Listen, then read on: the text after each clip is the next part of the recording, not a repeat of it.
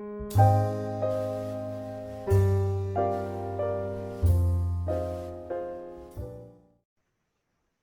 friends, today we are going to see the concept of capital budgeting, and we are going to see the techniques which are used for doing capital budgeting. When you are buying different machines, buying equipments, doing investment in the projects, you need to take a lot of things into account. Now in the presentation, we are going to see what all things that are needed to be covered when you are doing the decisions or taking the decisions with respect to capital budgeting. Apart from this, we are going to see the methods or techniques which are used for doing capital budgeting, and then lastly we are going to see the criteria, so how actually these methods are used practical way. In the earlier video, we have already seen what is meant by capital budgeting, what is the importance of capital budgeting in the present business. Now we are going to see, when you think about doing capital budgeting, what all things that you need to take into account. So to start with, just have a look at what all things that you need to consider. Number one, you have to get some data with respect to how much is the cash inflow and how much is the cash outflow. Just to have an understanding, cash inflow is an income, right? So an outflow is expense or a cost, right? So when we say cash inflow and outflow, for time being you can just understand cash inflow is income and cash outflow is an expense or a cost. Now what do you want when you are starting any project? What do you want? Whether cash inflow should be more or cash outflow should be more? So for sure you want income to be more, so cash inflow needs to be more, and the investment which you are doing or expenses which you are doing should be at a lesser side. So first thing, that whenever you are doing capital budgeting, first thing that you have to find out is cash inflow and outflow from that particular machine or project. Now the next thing is, there are different techniques which we are going to make use of. So you're going to evaluate all the different projects that you have or all the different options that you have. Then you're going to decide what is to be done.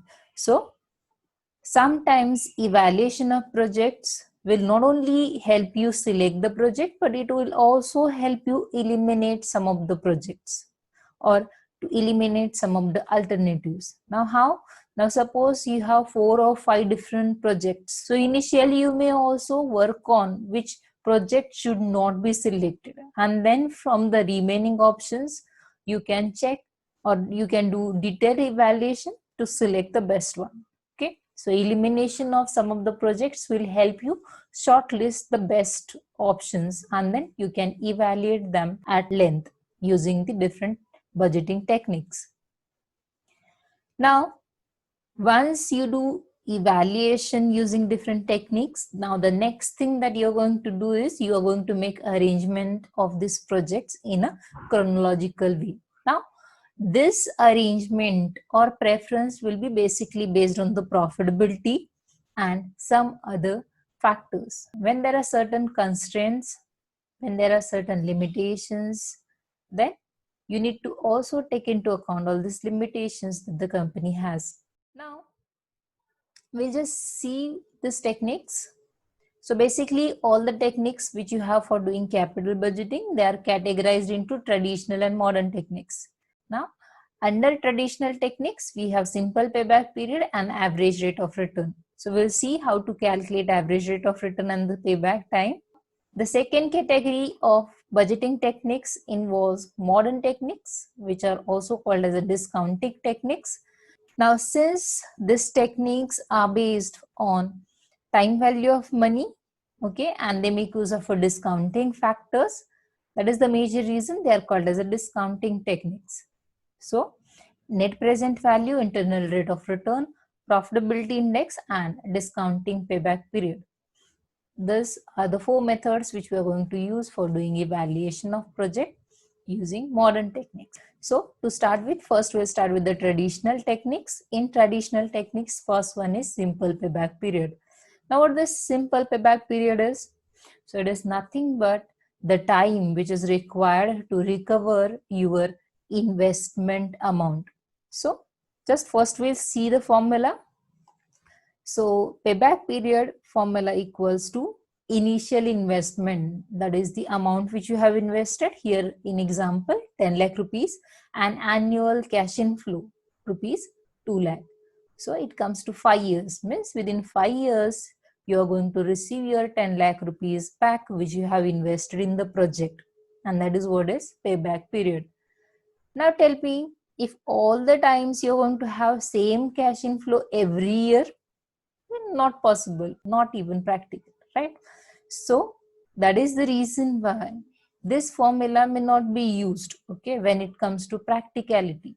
So in that case, when the cash inflows are not same for every year, so in cumulative cash inflows, what we are going to do, every year we are going to add the next year's inflow in the earlier inflows. Okay, so with some it will be more clear. For time being, just understand simple payback period refers to the time which is required to recover your investment which you have done in the project. Okay, now we'll see the decision criteria. Now for this method, decision criteria is shorter the payback period is to be preferred. Now obviously you want that your investment should be recovered as early as possible. Now we'll see the next method, that is accounting or average rate of return. Now as the word itself suggests, this is a rate of return which you are earning on your investment. Okay, so it is something like a ratio of investment with the return which you are getting. Let us first see the formula, average earnings upon average investment. So normally we find out it in percentage, so we'll be multiplying it by 100, right? Accounting rate of return is nothing but a rate of return which the firm is earning on its investment. Now to simplify this, we'll have a further details of the formula. So average rate of return or accounting rate of return equals to total profit after taxes divided by half the net investment into number of years. Now all this we are going to multiply by 100 to get it in percentage. Now if you will try and understand the formula, average earnings divided by average investment. Now average earnings, here you can see profit after tax is your earning, right? So suppose a machinery, you're going to use it for 5 years. So from that machine for 5 years, how much profit after tax you have got, that is what is total profit after taxes. And then we are going to divide it by the number of years. Means suppose from that machine you got 10 lakh rupees total profit after tax and divided by 5 years suppose. So that will be an average earnings. So average earnings is total profit after tax divided by number of years, and average investment refers to half of the net investment. Okay, now when we say net investment, we mean project investment less its scrap value, if any. Okay, and since we want it in percentage, we are multiplying it by 100. Okay. Now what is the decision criteria? The one project which gives you highest rate of return or higher rate of return is to be preferred first. Right? Next category of methods now we are going to see, and those are called as a discounting techniques. These are the techniques which makes use of a time value of money. Okay. Now the first method, which is very important method under this particular classification, is net present value. It is an absolute measure. We'll see what is absolute measure. Okay, with an example. So the formula is very easy. Present value of cash inflows minus present value of cash outflows. Cash inflows is an income which you are going to earn over a period of time. And present value means whatever cash inflows you're going to earn in future, its value in terms of today. Now, why we are finding out this value is, you can refer to the video on time value of money for the same. I'll put it in the description, okay, if you want to refer to it. So the present value of cash inflows is nothing but whatever inflows which you're going to get in future, we are finding out its present value. Now why we are doing this is whatever outflow, whatever expenses which we are doing today, okay, so if you want to compare this with your income, so this income you are earning in future and this expenses which you are spending today, this is not comparable. So what we are doing is whatever you are earning in future, we are trying to find out its today's value. Okay, so we are trying to find out whatever income you are going to earn in future, its value in terms of today. Okay, and present value of cash outflow is nothing but the investment which we are doing today. Okay, you can understand the first part talks about present value of cash inflows. Just understand cash inflows. Inflows is income and outflows is expenses. Now you can easily understand the decision criteria when your inflows, when your income is more and outflows or expenses are less, then you're going to select the project. So the decision criteria is very easy to understand. When this NPV is positive, you will select the project. And when NPV is negative, obviously you will reject the project. Okay. Now what about when the NPV will be 0? Then you can think about either selecting or rejecting the project based on some other parameters. Okay. When you have two different projects, both have positive NPVs, then what you are going to do? The one which is having higher positive NPV will be preferred first. Now, when it comes to negative NPV, when it comes to ranking, the one having less negative value will be preferred. Preferred means it will be ranked first. Anyways, it will be rejected, but when it comes to ranking, minimum negative will be ranked first. Let us have a look at the next method, that is profitability index. Now, once you calculate NPV, it is very easy to calculate profitability index. Now you may say how? So profitability index is a relative term, okay, or a relative measure. So if you compare NPV and profitability, both the methods will give you same output or a same result. Now the formula is profitability index equals to present value of cash inflows divided by present value of cash outflows. Now, if you remember what we have seen in the earlier slide, now once you get, while calculating NPV, once you get present value of cash inflow and you get present value of cash outflow, calculating profitability index is very easy. When your inflow or income is more and outflow or expenses are less, what will be the answer? You can understand. When inflow will be more and outflow will be less, this answer will be more than 1. The decision criteria is again very easy to understand then. When profitability index is more than 1, accept the project. When profitability index is less than 1, reject the project. Okay. Now, the next method, internal rate of return. So, internal rate of return is nothing but the rate where your NPV will come 0. Means it is the rate where your inflows and outflows will be equal. Now what and how this rate is going to help you taking decisions? Going to compare this rate of return with your cost of capital, and there will be value addition only when your internal rate of return will be more than cost of capital. Now you can also refer to the video on cost of capital if you wish to understand the concept. The company has capital of 10 lakh and company is paying 10% cost on it.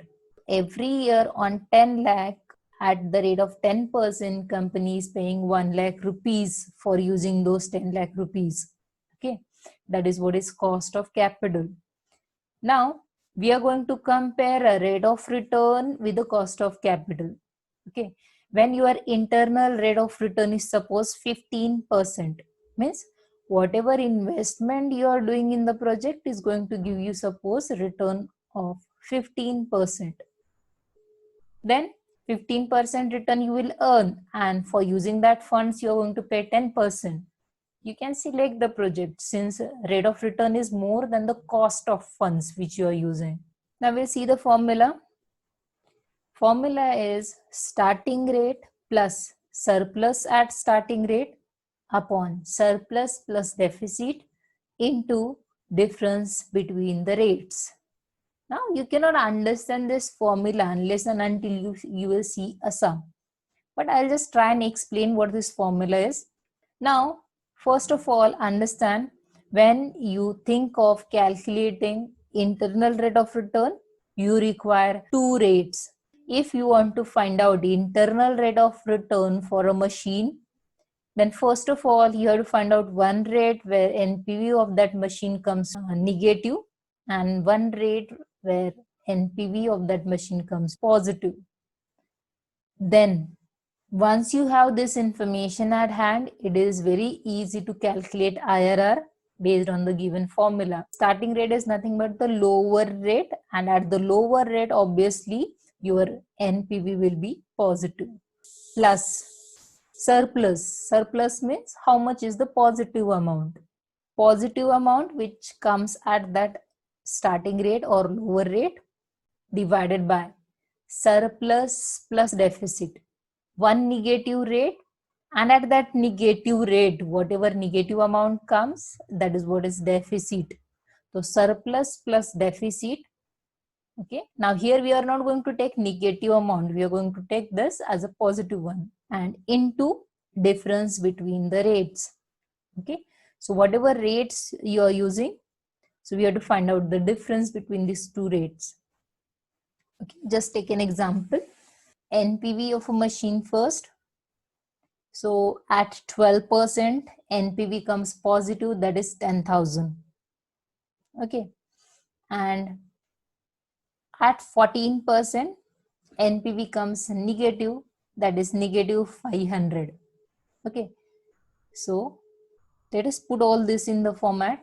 Starting rate will be the lower rate, that is 12%, plus surplus at starting rate, that is 10,000, divided by 10,000 plus 500 deficit negative amount, which comes under 14%.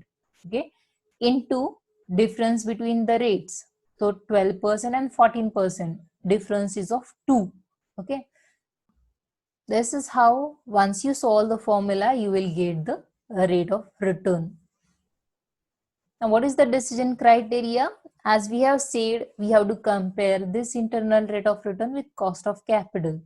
When your rate of return will be more than cost, you will select the project. When rate of return is less and cost of funds is more, then you will reject the project. And if you have different projects having good internal rate of return, you will select the one with the higher internal rate of return. Now the last method, that is discounted payback period method. It is very similar to the simple payback period method. Decision criteria is also same, shorter time you prefer. In simple payback period method, we are going to utilize normal cash inflows, or we are going to make use of a normal cash inflows. In case of discounted payback period method, we are going to make use of discounted cash inflows. So discounted payback period method considers time value of money. Whatever cash inflows you are earning in future, its present value is found out first. Then you are going to calculate payback period with the normal formulas. So hope you have understood the topic. So thank you, and if you wish to subscribe, you can subscribe the channel for more videos.